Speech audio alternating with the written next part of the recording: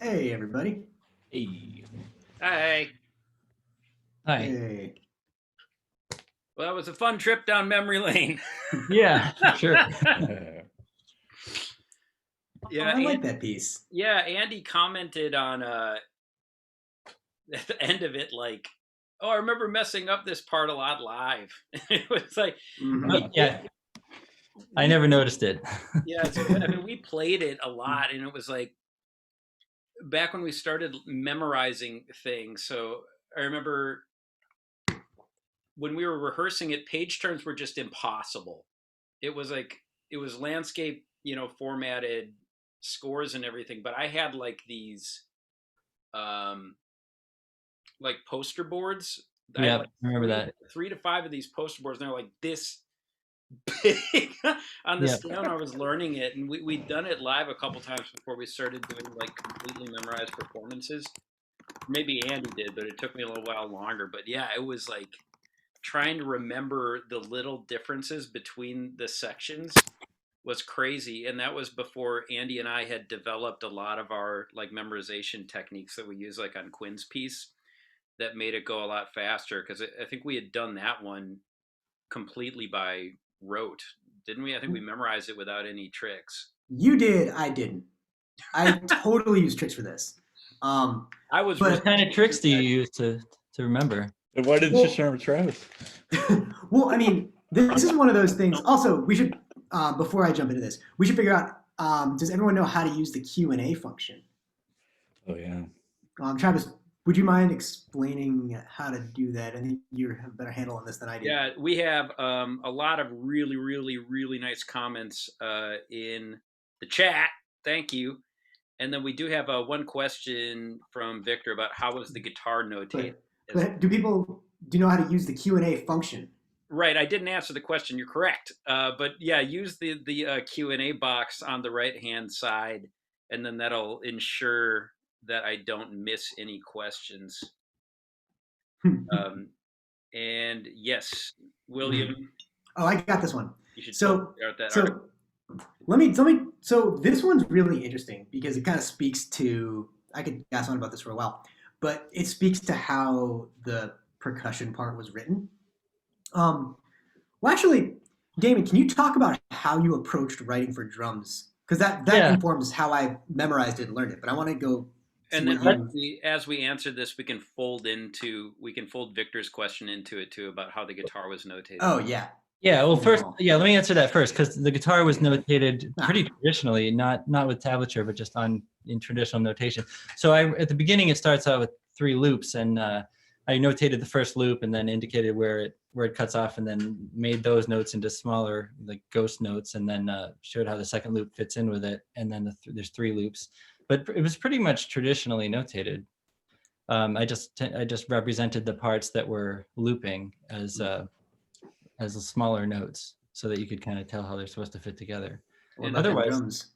and the drums, I actually have a thing about I feel like when music is written for drums in a concert music setting, it basically always sounds stilted, and almost always, unless it's written by a drummer. I feel like there has to be some, for drum set, I mean, there has to be some fluidity and some area for interpretation. So I was actually surprised. I remembered not notating anywhere near as much as I did, because I went back to look at the score today, and I was like, oh, he actually played a lot of these parts the way that was written. About the first half of it. Once it starts getting into the heavy stuff, I had written a kind of like, I thought of it almost like a dummy part. And there were certain places where we had to do dan, dan, dan. We had to get those things together. But otherwise, I was like, I think, maybe halfway through, maybe 2/3 of the way through, I was like, you don't play this part, just pretty much follow it texturally, right? Does that ring a bell, Sort Andy? of. So here's how I generally approach drum set in classical music, right? Like it is not a classical instrument. It's its own instrument with like its specific kind of like vernacular tradition. And so when I kind of like got your part, which is actually very, very specific, what I asked to do was to like it's still pattern based and groove based, but there's ways to like perform those specific patterns in those specific groups in a way that's a little more idiomatic to the instrument and has a little bit of fluidity. So I made a pattern that corresponded with every written pattern in the actual notation. So it's as specifically performed as it was notated, but like the exact like what instrument is being hit when isn't followed, but the contour absolutely is. And the patterns that I used to memorize it were just like because like the things that were tricky were the time signature. Like if you're trying to like bang your head to it in rhythm or even like clap along, you won't be able to because it shifts. That was where I was able to like use kind of like an object and like place it in space a lot easier because like what a 15/16 measure looked like was represented by an object and like walking through a space. I could sort of like imagine how those patterns existed in physical space. And so this piece was that for me in a way that it couldn't be Travis for you because my part was a lot more based in arbitrary patterns, but patterns nonetheless. We also have well, actually, I want to start getting through the Q&A questions just so we don't run out of time. William asked, what am I supposed to be thinking as I observe to the shifts between meditative music and beats that are more appropriate for rock music? Damon, I would love to hear your answer to this question. I guess I have thoughts too. Ask it again. What am I Sure. supposed to? What am I supposed to be thinking as I observe the shifts between meditative music and beats that are more appropriate for rock music?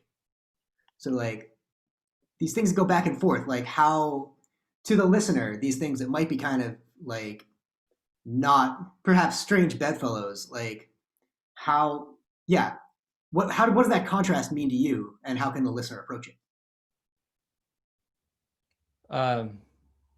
Different regions of experience in life. I don't really there's no way you're supposed to approach it.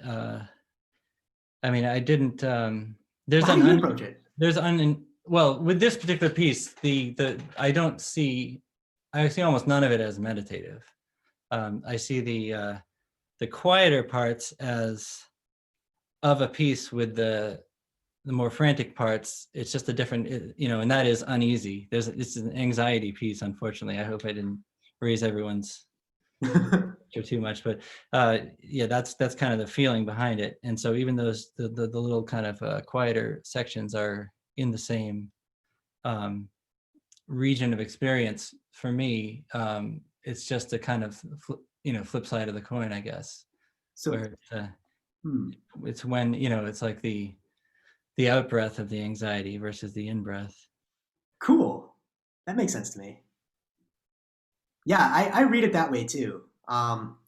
Like there is sort of like a meditative quality that is kind of like oceanic to the piece for me. Mm-hmm. Like especially when things are looped and like sort of fade and like come back in and out and just do like this sort of thing. Like that there is like a meditative quality, but it is, I think the way you described it is great. It is all like under this big umbrella of like uneasiness as expressed in like a couple different ways. Yeah. Cool. Totally. There was another question for Damon from Eric. I'd read on Bandcamp that this song is largely an expression of anxiety, anger, and bewilderment at the scale of the problems before us. I feel that this fits in with many of your songs, which often convey a certain theme, idea, or concept without necessarily telling a specific narrative story. What's your process for writing a song that does this?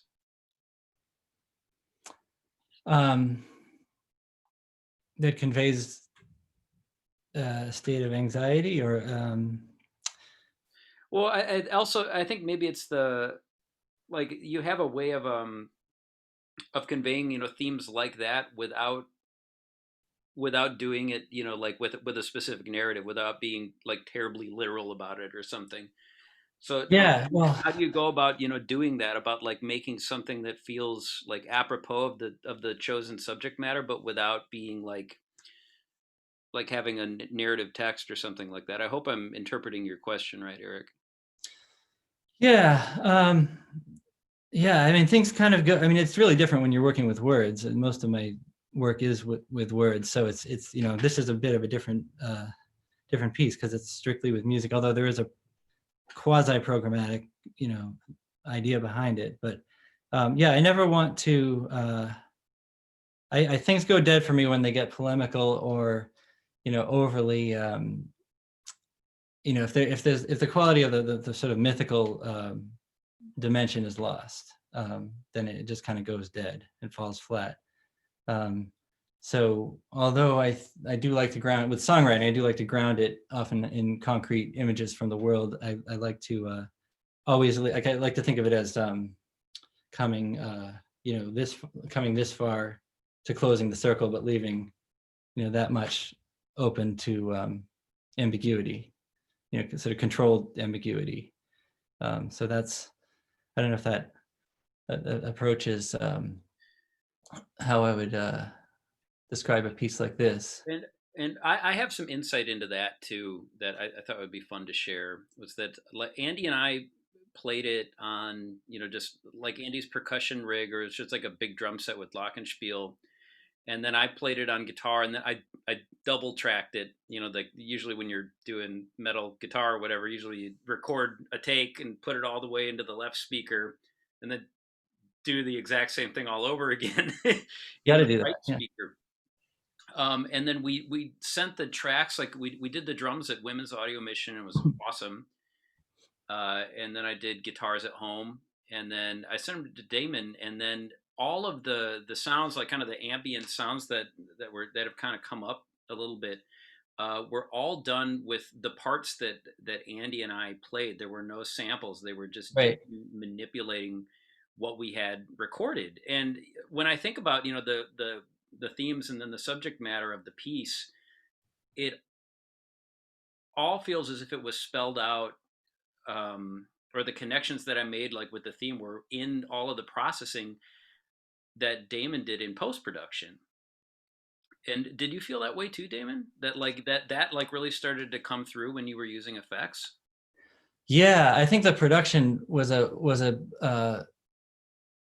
area for me to be able to address the theme more. Yeah, to be able to kind of bring in not just the oceanic quality, but the queasy quality to the kind of drifty kind of those more open sections, the less driving sections.